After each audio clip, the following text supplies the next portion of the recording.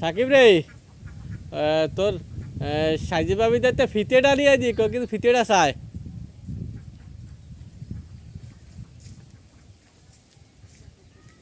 ওনাকে একটু মাইফে জানাতে হবে যে কতটুকু হাইট আছে এগুলো, আন্দাজে বললেই হবে না।